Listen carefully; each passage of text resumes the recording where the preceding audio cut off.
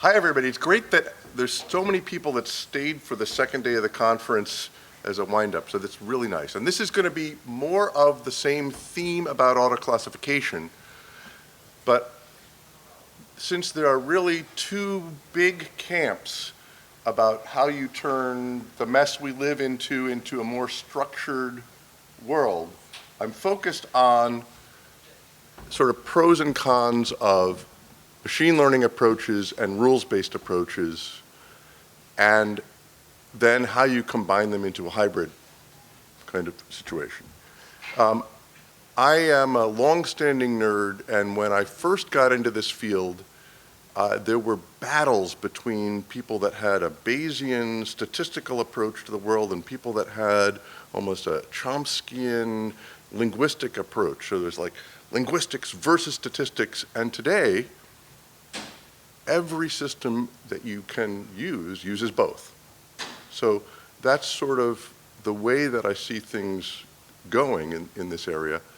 I also feel like a horse at this conference because I have 1 foot in text analytics, 1 or maybe 2 or 3 feet over in search, which is where what my company really focuses on. I've got a foot in SharePoint because I've done a lot with SharePoint, and I have a foot in taxonomy, so maybe I need to be an octopus to really make it work well. And most of where I'm coming from, and I'm at a vendor called BA Insight, and we focus on search and text analytics predominantly for our customers as a way to make findability and search better. We also do a variety of other applications that are more sort of classic text analytics, but a lot of this is relatively low on the sophistication curve from the standpoint of what the end goal is. The end goal is to help people find stuff. And if you can say various things about Gartner, but their position for maybe the last 2 years has been that fully automatic metadata is just not possible. That this stuff, and I think you've heard that from almost every presenter, this stuff is not magic, you can't just set it on autopilot and go, and that there are rules-based approaches, machine learning, and unsupervised approaches, and hybrid approaches that combine them. And what makes it complicated, and what makes it really important to understand your problem, just like Aaron said, is that we're dealing with human language, which is a mess, and we're dealing with real-world data, which is also a mess.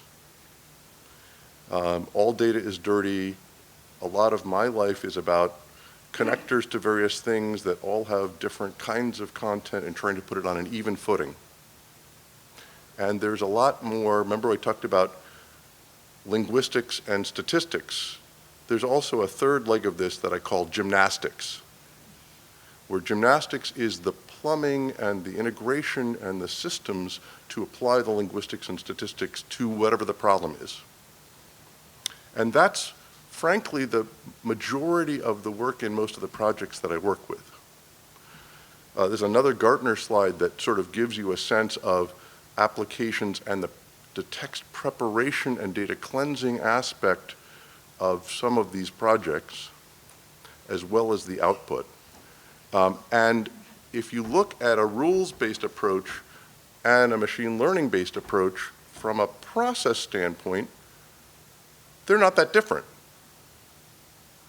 You know, in one case, you're starting with something that you've structured as a taxonomy. In the other case, you're starting with a training set. And I was talking to somebody at the break who said, yeah, you know, these classifiers are great, just start with a clean training set. That's all you need. But it's sort of similar. You've got preparation work up front in order to have the structure you need to go after a larger corpus at scale, and then you iterate. And in the case of working with rules, you're building and testing rules. In the case of machine learning things, you need to babysit them. So perhaps you're automating a lot of the rules, but you do need a human in the loop to steer and watch out for the cases where you get something really dumb. And therefore, if you use a hybrid kind of approach, the process is not that different, and I'll show you some examples of that. But a basic rules-based approach, one of the speakers yesterday was talking about the history here and how rules have been around since the 90s, and they're very solid and mature, and we're into the second generation of deep learning and kinds of reinforcement learning, but the rules are still the bread and butter of most of the projects and most of the products you can buy. About 5 years ago, there was a great academic paper surveying state of the art in text classification, and almost every academic project was machine learning, and almost every commercial product was rules-based. It was a schism. Like, the real world uses rules, the academic world uses machine learning, and that's where the research is. And never the twain shall meet. But in rules-based systems, and there's great vendors here and in the room around these, the way I often explain these is that you are ultimately coming to some sort of table that you can say, well, I've got these rules that, you know, mammals, you know, if you lay eggs and you can fly, you're a bird. If you live in water and you lay eggs, you're a fish. And that's the gist of the rules when I try to explain this to, for example, my kids. How do these things work? And then you build up a set of rules, and of course, that gets more and more complex as you try to set better and better coverage of the world. So here's an example, rules engine UI.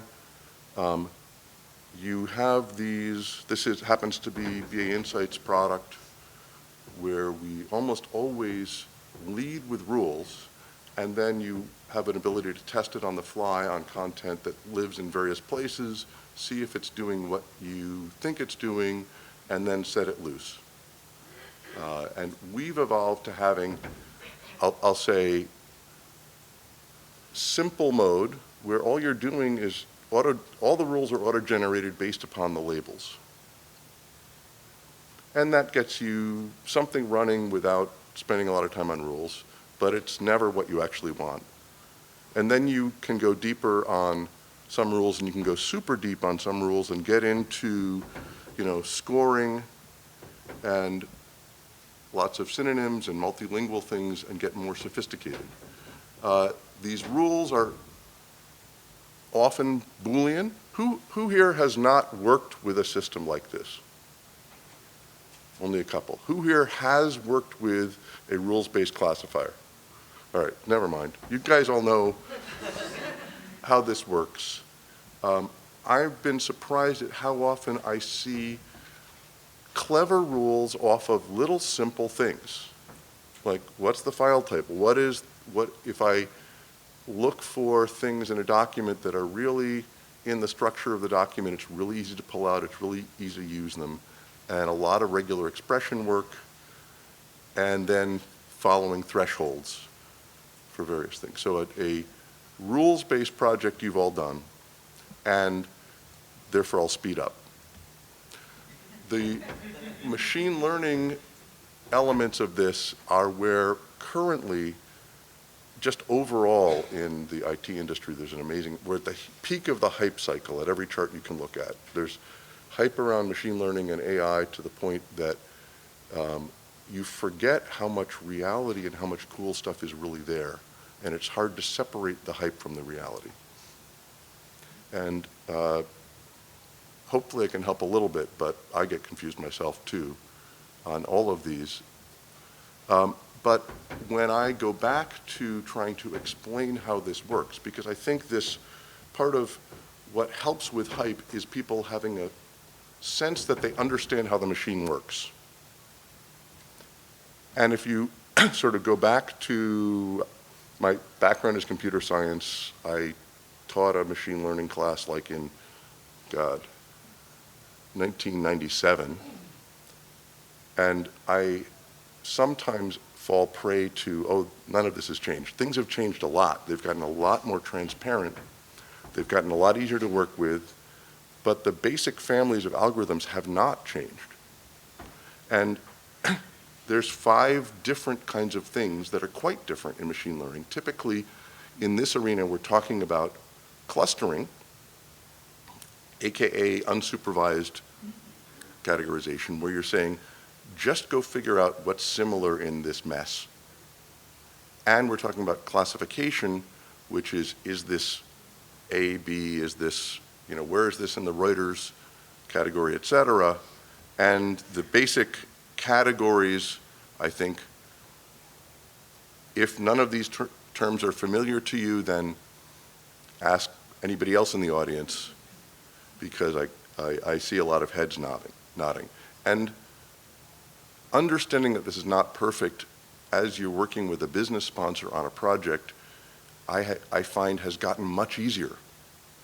Like 5 years ago, I ran into people that expected perfection at an executive level and therefore were always disappointed. I don't see that so much anymore. And the understanding that you need a good training set and that that's hard is much more prevalent.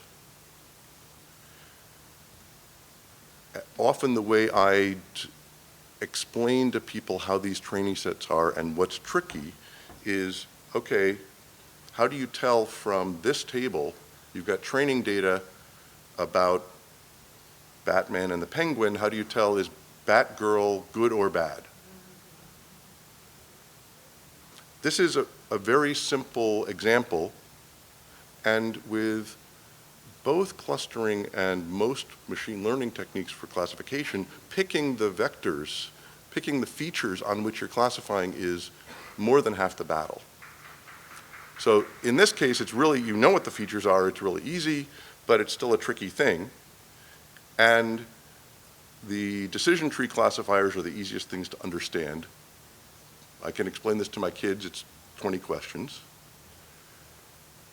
The statistical, especially the high dimensional vector space classifiers that were sort of a big deal in the aughts in the last decade and are still the workhorse of most of this, are a little bit harder to understand because they're opaque.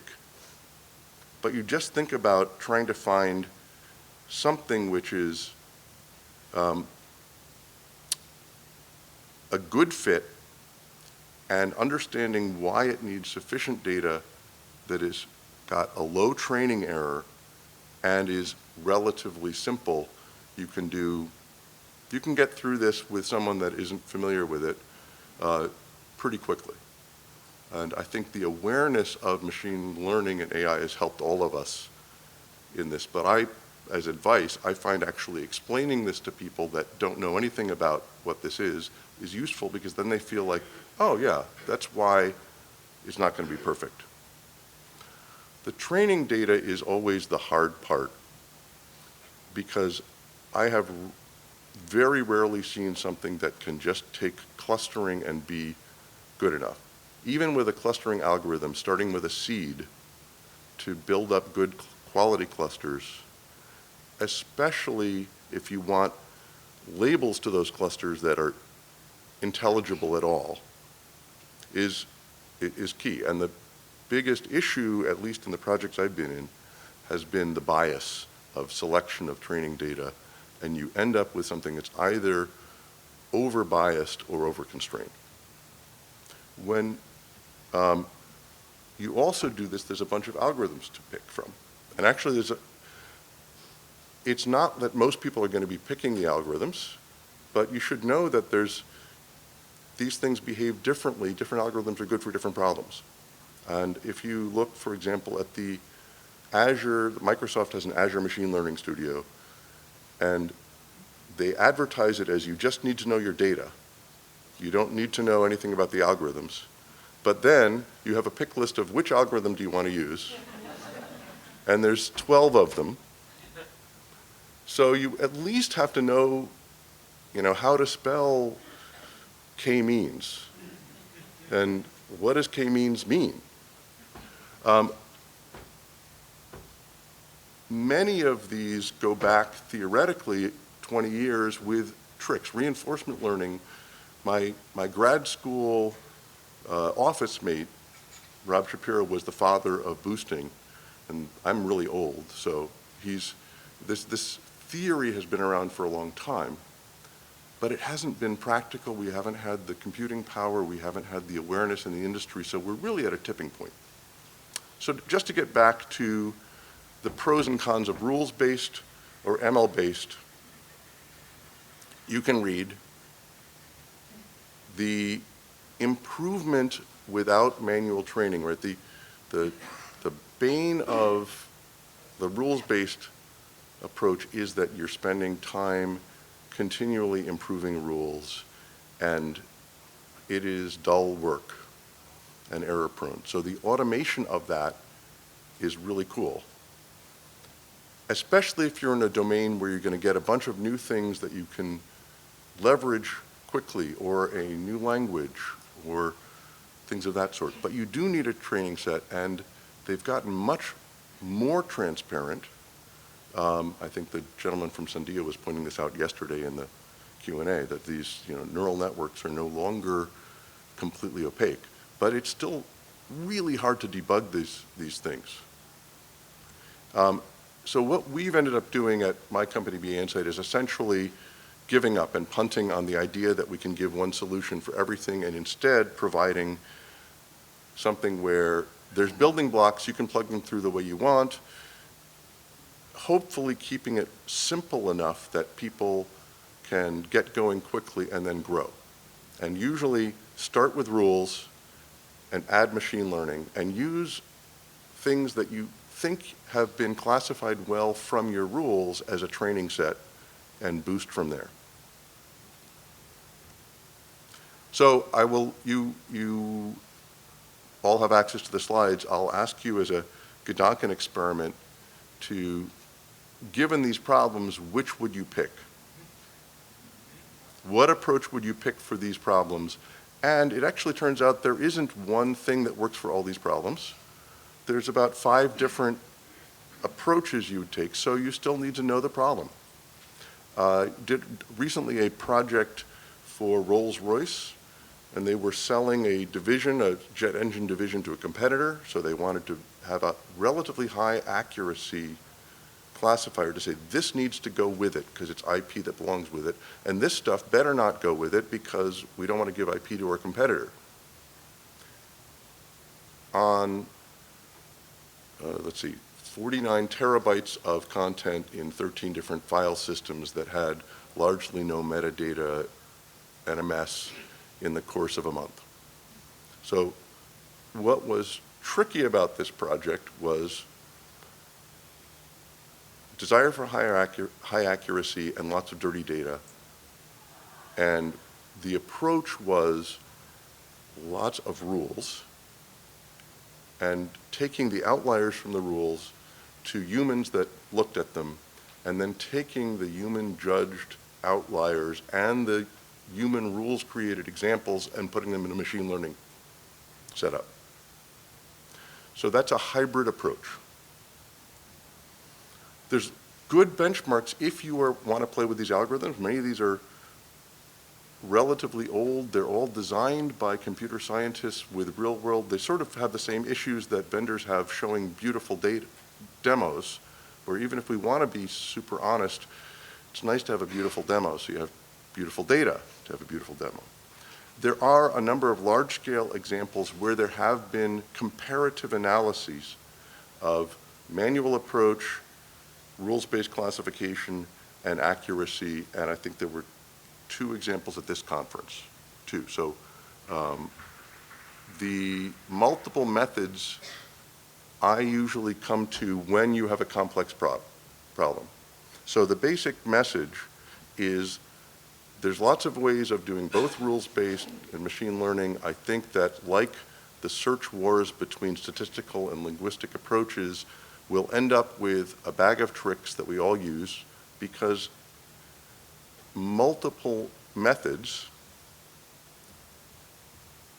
end up working better than single methods in a lot of machine learning. It was called ensemble learning, and Watson does this very well. You use multiple models, they're all flawed, they're all heuristic, and somehow magically it's like the way that juries work, right? You end up with a better result with, if you've ever done actual jury duty and been on a panel, I end up going, this is a crazy system where everybody has to agree, but it actually does work.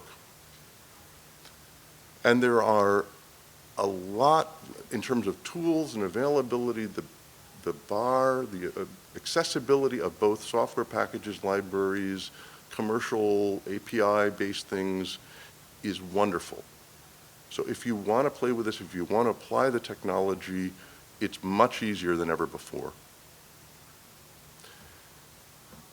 But my advice is, in real-world projects, crawl, walk, run, fly, and expect that you're going to need to pick a technique. Maybe not one technique as you get going that fits the problem. So some simple advice about how to get started, and that's it for now.